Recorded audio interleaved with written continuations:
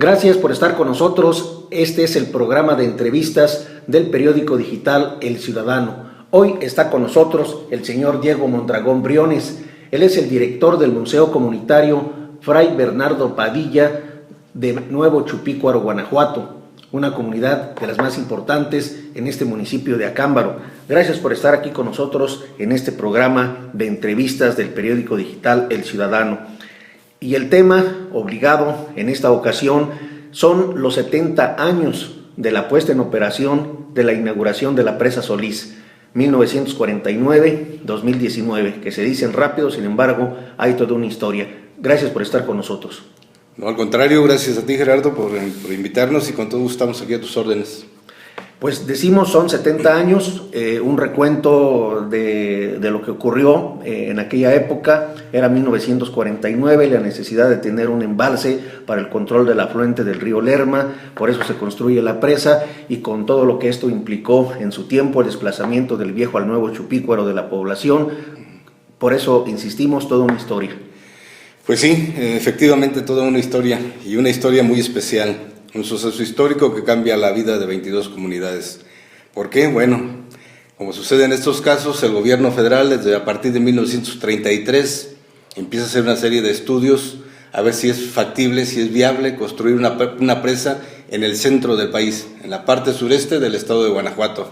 Estos estudios llevan todo un periodo, 33, 35, 39. Finalmente se determina que sí es factible la construcción de esta presa. Aquí influyen dos cosas muy importantes: la orografía del terreno, que venía a disminuir los costos de la obra, y por otro, la desembocadura o el paso del río Lerma. Entonces iba a aprovechar el afluente de este importante río en ese tiempo, y como te mencionaba, la orografía del terreno era la adecuada para construir la presa. La presa tiene un periodo de construcción de 10 años. Inicia en el periodo presidencial del general Lázaro Cárdenas, abarca Ávila Camacho y culmina con el licenciado Miguel Alemán Valdés. Una presa increíble, una obra hidráulica que abarque 3 sexenios presidenciales, pues también es un hecho para la historia. ¿Qué es lo que pasa en este tiempo? ¿Qué es lo que sucede? Bueno, la presa está prevista para construirse en un área de embalse de 7.762 hectáreas. ¿Y qué era lo que se proyectaba con esta agua almacenada en esta presa, en esta superficie? Pues ni más ni menos que abrir al cultivo cerca de 112,000 hectáreas en todo lo que es el Bajío guanajuatense y más allá del Bajío. Entonces esta obra, por un lado, viene a traer una serie de beneficios. En ese momento fue la obra hidráulica más importante del país y la presa más grande del centro de la República. Esto nos debe llevar a imaginarnos la magnitud de esta obra en esos años, todavía cuando la tecnología no estaba tan avanzada, todavía cuando pues no se usaban las técnicas que actualmente se utilizan para hacer este tipo de mega obras. Pero bueno, sin embargo, llega a feliz término esta obra, como tú decías, precisamente, y es entregada el 15 de mayo de 1949. ¿Qué sucede? Bueno, pues el gobierno federal hace la obra. Hay toda una serie de festejos en todo el proceso de la construcción de la presa, pero aquí se da una situación muy interesante. El gobierno no contaba con en el área de embalse de la presa estaban asentadas 22 comunidades. 22 comunidades que en 1939, en el sur del estado de Guanajuato, comunidades pequeñas, algunas pues ni se imaginaban la magnitud de la obra. Se rumoraba por los lugareños que se iba a construir una presa. Pues bueno, ahorita entendemos la magnitud o el tamaño de la obra, pero en ese momento la gente no se imaginaba el suceso que iban a tener que vivir. Un suceso que cambia la historia de estas comunidades, no solamente de la comunidad de Chupícuaro, sino de 22 comunidades más. ¿Por qué? Porque viene una serie de relación de negociación con el gobierno federal para reubicarlos. El gobierno federal llega y les dice: la obra está ya en un proceso muy avanzado, se van a reubicar sus pueblos. Y lo demás, y mis tierras, y mi casa, mi iglesia, mis muertos, todo ese patrimonio colectivo de cada una de las comunidades, ¿qué iba a hacer? ¿Qué iba a pasar? El gobierno estaba haciendo la obra, sí, una obra que que iba a traer un gran beneficio al país. Pero estas pequeñas comunidades, ¿qué? Entonces te digo, se inicia una serie de negociaciones con las comunidades, algunas por relativamente pequeñas, no es muy difícil convencerlas de que tenían que salir de su pueblo original. Aquí se da un caso muy interesante, la comunidad de Nuevo Chupícuaro, o la comunidad de Chupícuaro, o Chupícuaro Viejo, como lo conoce la gente. Que en ese entonces pertenecía al municipio de Jerecuaro. Inclusive hasta esos extremos vamos, de que ella, por su ubicación exactamente, perfectamente como lo dices tú, ellos pertenecían al municipio de Jerecuaro. La ubicación privilegiada que tenía el pueblo en medio de los dos ríos. Una comunidad ya para el censo de 1940 de cerca de 2,000 habitantes. Una comunidad que estaba basada ya desde antes de la presa Solís en la agricultura. Una comunidad que no deseaba nada, porque a ellos la naturaleza, la tierra, sin haber una presa les daba maíz, frijol, garbanzo, caña de azúcar, melón, sandía, todo lo tenían. Entonces para ellos, una presa, ¿a mí en qué me beneficia? Esto es lo importante de esta comunidad, al igual que las otras 22 comunidades, o 21 comunidades. Entonces se inicia una estira y afloja. Decían, bueno, ¿y a dónde nos van a mandar? Entonces aquí las casas, enormes casas de adobe, cada casa con su propio pozo, con su patio trasero, con una huerta, donde ellos no deseaban nada. Entonces, ¿a dónde me voy a ir? Era un lugar productivo. Era un lugar, un vergel, una Mesopotamia podemos decir. Un lugar, nos lo imaginamos, precioso. Es más, nos lo ha platicado la gente grande del pueblo. Ellos ahí, es más, no cambiarían actualmente la vida que tienen por aquella que vivieron en aquellos años en su viejo pueblo. Pero bueno, la obra era lo importante, el proyecto del gobierno era lo necesario y siguieron adelante las obras.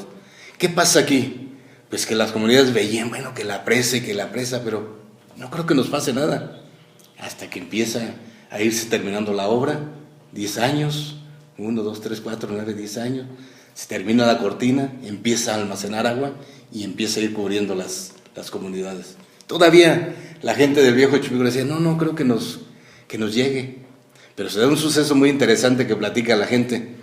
Llegó un aserradero, se estableció en la zona y empiezan a cortar los hermosos árboles que rodeaban al río. Es como si a uno les quitaran los brazos y dicen, caray, ¿por qué le hacen esto al río? O sea, cuando ellos en su río, pues era parte de su vida también. Nadaba la gente, así que pescaban, o sea, eran parte también de la misma vida. Cuando todavía el río Lerma no estaba contaminado. Cuando todavía era un hermoso río que atravesaba todo el centro de la República, que precisamente, pues por eso se aprovechó esta agua del río para hacer esta presa. Entonces este suceso, pues transforma la vida de las comunidades y en especial de la comunidad de Nuevo Chupícuaro, o del viejo Chupícuaro, porque ellos iban a dejarlo todo, te digo, una comunidad grande, y no aceptaban. Era una comunidad muy sensible, y que ahora pues es más por todos estos sucesos y hechos históricos que le han tenido que enfrentarse y han tenido que sobreponerse a ellos para demostrar actualmente que es una comunidad fuerte, unida, que de la nada, porque eso fue lo que les entregó el gobierno, nada. Ellos dicen, es como cuando sacas tú un pescado del mar y lo avientas al desierto. Así nos pasó.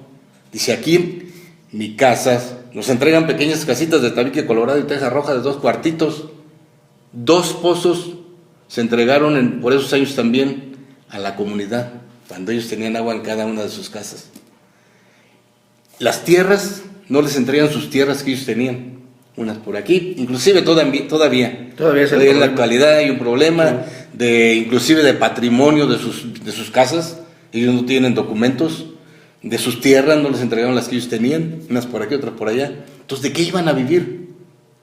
Cuando tú tienes todo y de repente te mandan a la nada. O sea, aquí lo increíble es el suceso, ¿no? De estar en medio de 2 ríos y finalmente, porque ya no había de otra, aceptar, habitar o volver a vivir en una loma árida, que eso es lo que era hace 70 años también en la comunidad del Nuevo Chupícuaro. Una loma árida donde no había ni árboles ni nada, un cerro, una loma, Que es donde está actualmente Nuevo Chupícuaro. Que es donde está actualmente Nuevo Chupícuaro. Loma de Paredones se llama. Era la Loma de Paredones actualmente. Entonces esto nos lleva a otra cuestión de reflexión. En 70 años, esta comunidad se transforma completamente. En 70 años. Nosotros, aquí en nuestro municipio, Acámbaro, la cabecera, va para 500 años. Y seguimos igual. Y ellos en 70 años se han transformado de la nada. Esto es lo interesante. El gobierno no les dijo, aquí te voy a dar, no sé, tanta cantidad de dinero para que sobrevivas. Los puso allí, los aventó allí. Y por una necesidad se empieza a dar un suceso muy importante que se da en todo el país, en muchos lugares del país. Pero aquí se manifiesta de una forma muy especial. La migración. Algunos se van a la Ciudad de México en ese tiempo, otros van a Toluca, el Estado de México, y la gran mayoría emigra a los Estados Unidos. Ahorita se nos hace fácil, pero hace 70 años, cuando de una comunidad agrícola, de gente en una comunidad en el sureste completamente del Estado de Guanajuato, aislada a lo mejor de otras comunidades o cabeceras más grandes, se enfrentan a una nueva vida, a una nueva cultura en un nuevo país. Y tener también ahí que desarrollarse. Una persona grande, adulta, que vivió esos momentos nos decía, mira, Diego, yo me fui y no creas que fue fácil. Yo duré una semana en la frontera sin comer, porque ya no sabía yo pedir. No sabía pedir y no llevaba dinero. Dice, entonces, todo esto lo vivimos. Entonces, esto es lo que hace a la comunidad de Chupícuaro, de Nuevo Chupícuaro, ser a lo mejor un poco diferente a las demás comunidades. El enfrentarse a una nueva realidad y superarla. En decir, de la nada vuelvo a emerger y tengo testimonio de ello, mi iglesia, mi jardín, mi delegación, mi museo. Su museo de ellos que encierra la historia que tiene esta importante comunidad. Y sí, finalmente la presa Solís, como decías tú, juega un papel importantísimo para todo este proceso histórico que han vivido estas comunidades y en especial la comunidad de Nuevo Chupícuaro. Si no hubiera habido presa, bueno, pues a lo mejor el Chupícuaro viejo seguiría perteneciendo a Jerécuaro, aislados como estaban, como una comunidad autosuficiente que tenía su propio carnicero, su propio capador de magueyes, su propio albañil y todo. Una comunidad muy, muy cerrada, autosuficiente. Sí, se mencionaba que esta presa, la construcción, se dio a través de 3 sexenios, el de Lázaro Cárdenas, Manuel Ávila Camacho y Miguel Alemán. Se inaugura la presa el 15 de mayo de 1949, que nos podría hablar un poco de este momento, porque la presa entra pues en operación ese día, el 15 de mayo, y después el día 20 comienza ya el desplazamiento de la gente o el cambio hacia la Loma de Paredones, del viejo al nuevo Chupícuaro. Son 2 hechos ahí fundamentales. Son 2 sucesos muy importantes, precisamente como dices, como mencionas, en la vida de la comunidad. La presa Solís, por un lado, pues todo el fervor de haber culminado una obra enorme en ese momento, y como ya comentábamos, que abarcó tres periodos presidenciales. O sea, esto es increíble. 18 años, en 18 años se hace una obra en 10 años donde abarca los tres periodos y muy importantes en la vida del país, porque hay un cambio aquí muy interesante. Nos vamos un poco al análisis político. Se inicia con 2 periodos de presidentes todavía militares y se termina con el del presidente Miguel Alemán, que supuestamente inicia el desarrollo industrial del país en la era moderna. Un gobierno civil. Ajá. Entonces la presa, bueno, pues originalmente tuvo el objeto central de la presa Solís era el riego, de abrir una gran cantidad, como te dices, cerca de 112,000 hectáreas al cultivo. Suceso que se da y que sí reditúa para que el país, en esta parte del país, en un tiempo fue considerado el granero del país, por la cantidad de tierras que se abren al cultivo y tan fértiles con las aguas de la presa Solís. Entonces ahí creo que cumple la misión la presa. Además, bueno, posteriormente se tienen otras ideas, otros proyectos para esta misma. Inclusive actualmente se tienen algunos proyectos que por ahí se rumoran de no sé, producir o generar energía eléctrica. Pero esto no se sabe. Ya después nomás dicen esto y ya. Entonces, por un lado, bueno, pues sí cumplió para lo que estaba hecha esta presa. Y cumplió también con la transformación de estas comunidades, que es otro suceso también muy interesante como mencionas tú. Entonces se da, por un lado, la inauguración de la presa, que cumple su cometido en abrir esta cantidad de hectáreas al cultivo, y se da también el suceso de la reubicación de las comunidades. Un suceso muy interesante que inclusive debe ser objeto todavía de más estudios, porque es una comunidad ejemplar. O sea, no es fácil. Si analizamos lo que vivieron, todo lo que sufrieron, todo lo que tuvieron que pasar para hoy decir, usted mismo lo mencionaba, licenciado, es una de las comunidades más desarrolladas económicamente. Y ese pasado tan corto que tienen lo demuestra. Yo les comentaba en algunas ocasiones, amigos, sí, pues Acámbaro, la cabecera, depende mucho de la economía de la comunidad de Chupícuaro. Gente que se dedica a la construcción, a la venta de materiales, son de allá. La mayor cantidad de divisas también son de allá. Y esto es por un motivo, Gerardo. La gente desde sus antepasados es gente muy trabajadora, gente muy unida, aunque no lo veamos así, aunque ellos dicen que no, pero es gente muy unida. Por eso fue el desarrollo de la comunidad. Es muy fácil, como lo hace la mayoría de los migrantes, irse a fin de año o a principios de enero, regresar en diciembre con un carro del año, una camioneta del año, a los fines de diciembre ya no tener esa camioneta y tener que endeudarse para volver a regresar. En ellos no, en ellos en la mayoría se ha dado un suceso de que allá empiezan a desarrollarse. Me decía un amigo, dice, es que Diego, todos los que nos fuimos a Estados Unidos, por el trabajo más sencillo, más humilde que hayas hecho allá, hiciste un patrimonio. Solamente aquel que no quiso, no hizo. Ahorita en la actualidad dice, sí, ya es muy difícil, ya la competencia no es la misma. Pero entonces lo importante aquí es que se plasmó o se realizó en su comunidad parte del éxito que ellos obtuvieron allá por su trabajo. Claro, sí, y el hecho de estar en una economía que es la principal a nivel mundial, ¿no?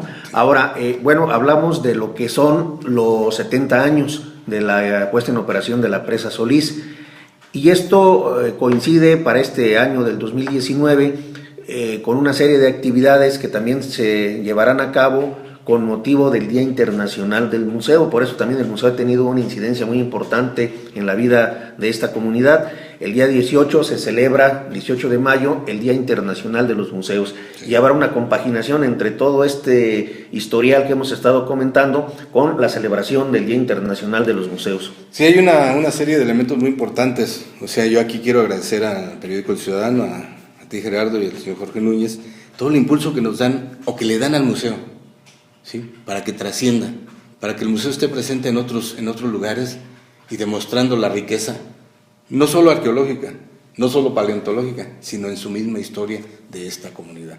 Y efectivamente, como tú mencionas, en este mes de mayo, pues se dan muchos sucesos en la comunidad.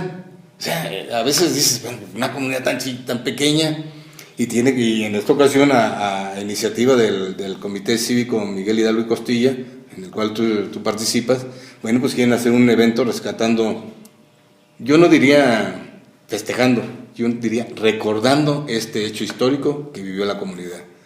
Por otro lado, pues la comunidad religiosa tiene el evento de Santa Rita de Casia, que es un suceso también que se ha dado durante varios años, donde viene gente de Jaral del Progreso, donde radicó muchos años un sacerdote originario de la comunidad, el padre Bernardo Padilla. Él estuvo en el Jaral desempeñando su actividad religiosa durante varios años, inclusive allá murió. Y como muestra o agradecimiento por el trabajo que él desarrolló en esa iglesia, en esa comunidad, pues hay una peregrinación que viene el día 22 de mayo también, y que la comunidad de Nuevo Chupícuaro la recibe. Hay un recorrido por las calles, una peregrinación, vamos a decir, y culmina como un convivio, donde les ofrecen comida y agua a todos los que vienen. Es otro suceso. Hay otro suceso ahora también que se festeja. El Cristo es otro suceso religioso, el Cristo de Chupícuaro, que también se da en esta fecha, ¿sí? Entonces se dan una serie de elementos muy interesantes. La reubicación del pueblo, que es un hecho pues, muy importante y que yo, bueno, aplaudo el hecho de que el Comité Cívico Miguel Hidalgo ponga interés en esto. aunque ojalá y a futuro pudieran ser las 22 comunidades, porque no olvidemos que son 22. Pero bueno, siempre se inicia y es bueno iniciar por algo. Entonces dan esta serie de sucesos que hoy también pues nos toca que el 18 de mayo se celebra mundialmente el Día Internacional de los Museos. A raíz de esto, bueno, y en coordinación con el Instituto Municipal de la Cultura y los otros museos que pertenecemos al municipio de Acámbaro, pues hacen una serie de actividades. Nosotros en el Museo de Chupícuaro tendremos, por ejemplo, el día de mañana martes 14 a las 9 de la mañana, se va a presentar maletas viajeras de Egipto faraónico. Estos vienen del Museo Nacional de las Culturas Mundiales. Esto va a ser a las 9 de la mañana en el auditorio del museo. ¿Cuántos días dura esta exposición? No, este es un evento que realiza integrantes de este museo y vienen al municipio de Acámbaro y van a recorrer los 4 museos. A las 9 de la mañana les toca estar en el Museo de Chupícuaro, en el Museo Fray Bernardo Padilla. Entonces el día de mañana, luego tenemos por ahí el día 20, el lunes 20 de mayo, que es el día en que se conmemora o que se recuerda este suceso histórico que ya hemos mencionado, de la reubicación del pueblo, con una plática, con una conferencia que nos harás favor de, como cronista, como investigador de los hechos históricos del municipio, precisamente sobre el traslado del viejo al nuevo Chupícuaro. Por ahí estarás tú a las 11 de la mañana, ahí te esperamos. Y bueno, este es el día 20, y luego tenemos el día 22 de mayo, para el museo, como una aportación del museo a este festejo del Día Internacional de los Museos. Tenemos la presencia de la directora del Museo Regional de Guanajuato, Alhóndiga de Granaditas, a la directora, la licenciada Gabriel. Ella va a estar en el museo dándonos una plática, una conferencia sobre estrategias de los museos. Exacto, retos y estrategias de los museos en el siglo XXI. Entonces es una plática muy interesante. Aquí es muy importante la relación que hemos tenido con museos muy importantes, que en este caso la Alhóndiga de Granaditas. El Museo de la Alhóndiga pues, es el museo más grande que tiene el Estado y uno de los museos más importantes del centro de la República. Entonces ella viene al museo, esto le da vida al museo, nos da una injerencia, una relación muy estrecha con museos muy importantes, para pues que trascienda más allá de nuestro municipio, este museo tan importante que es el Museo Comunitario, el Museo de la Comunidad de Nuevo Chupícuaro. Así es. Por último, en cuanto a la historia de la comunidad de Nuevo Chupícuaro, independientemente de la inauguración de la presa, que es el 15 de mayo, y después el traslado del pueblo, el inicio el día 20, un suceso importante es para el 6 de junio de 1949, porque ya para ese momento, ya una vez prácticamente reubicada la comunidad, ya inserta en Loma de Paredones, pues se da, digamos, la refundación o una nueva fundación de Nuevo Chupícuaro, y hay un acta que se exhibe también en el museo muy interesante. Esto es para el 6 de junio de 1949. Sí, se da este evento también. Hay un proceso paulatino, o sea, en la entrega de un pueblo, de una comunidad ya grande como el de Chupícuaro, pues no podía ser nada más así. Sí. Ahí se van y ahí se quedan. La gente pues también necesitaba sus documentos, ya no iban a pertenecer a Jerecuaro, iban a pertenecer al municipio de Acámbaro. En la cuestión religiosa, pues dónde quedaron todo su acervo histórico, el legado religioso que tenían. Entonces da una serie de sucesos como el que mencionas tú. Precisamente primero se entrega la comunidad, después viene otro hecho histórico también, la entrega de los elementos más importantes de la comunidad. Fue después, como son la escuela, la delegación,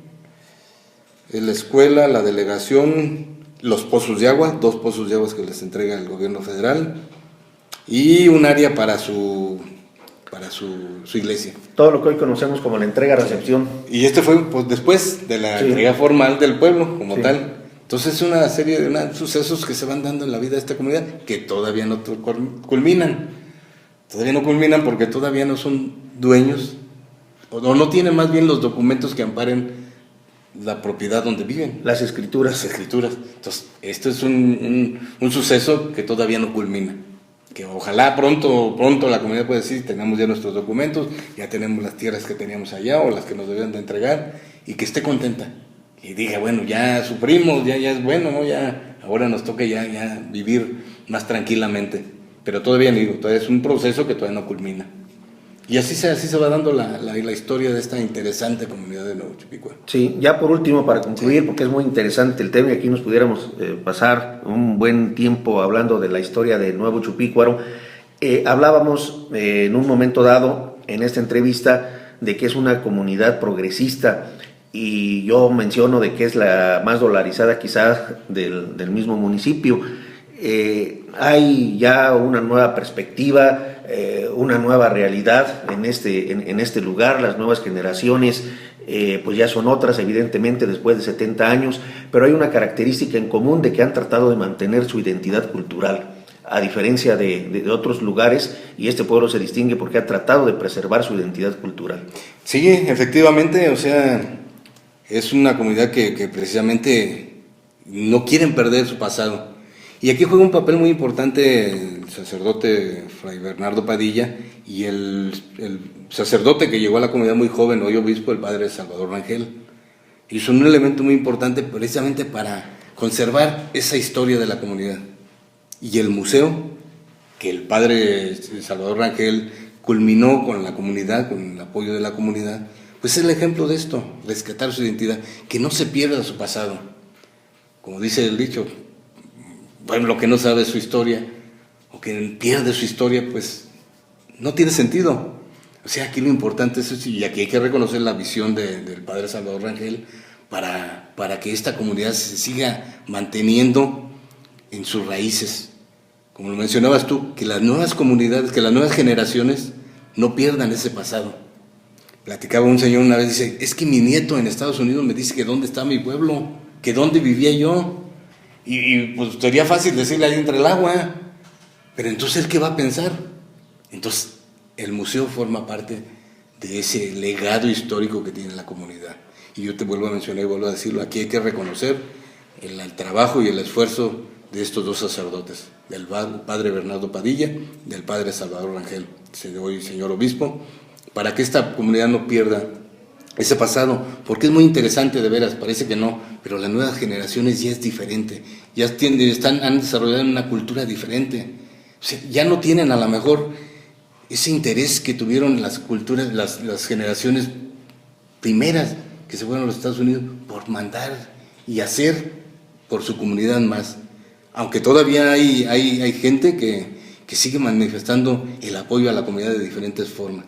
Aquí un caso muy especial, muy concreto, es por ejemplo Casa Guanajuato, que se une un grupo de migrantes para apoyar los proyectos que se tengan. Y que sean ya generales, ya no nomás, por ejemplo, al museo, o a la delegación, o a la iglesia, sino ayudar a todos para que el pueblo crezca parejo y para que se conserve esa identidad y esa historia tan importante que tiene la comunidad. Pues es una historia, como decimos, muy interesante, que deja líneas abiertas para conocer, para investigar mucho de lo que ha sido este pueblo a través de 70 años y a partir, como ya lo decíamos al principio, de la construcción de la presa Solís. ¿Sí? Pues agradecemos al señor Diego Mondragón Briones, director del Museo Comunitario Fray Bernardo Padilla González, de Nuevo Chupícuaro, estar aquí con nosotros en este programa de entrevistas del periódico digital El Ciudadano. Son 70 años, habrá actividades y todos están cordialmente invitados, no solo en Acámbaro, sino a nivel regional y de quienes en este momento nos sintonicen en la plataforma digital, incluyendo en la comunidad de migrantes, porque hay un buen número de comunidades de migrantes en los Estados Unidos que nos siguen día con día. También para ellos sería la invitación. Como no, pues de antemano agradecer al periódico El Ciudadano, periódico digital ahora, El Ciudadano, a ti Gerardo como director, al presidente del Consejo, al señor Jorge Núñez, ese apoyo y esperamos seguir contando con ese apoyo de ustedes para que se siga difundiendo este importante hecho histórico de esta comunidad, que encierran, vuelvo a repetirlo, toda una riqueza paleontológica, arqueológica y de historia, de la microhistoria de una comunidad que es la base de la historia general de nuestro país. Sí, pues agradecerles a ustedes y, como decías tú, invitar a todas las personas que nos escuchen a asistir a los eventos y a seguir impulsando a esta gran comunidad. Así es, pues los invitamos para que ustedes estén al pendiente de la información día con día que surge por medio de nuestra plataforma digital. Recuerde, somos el periódico digital El Ciudadano. Gracias, hasta la próxima.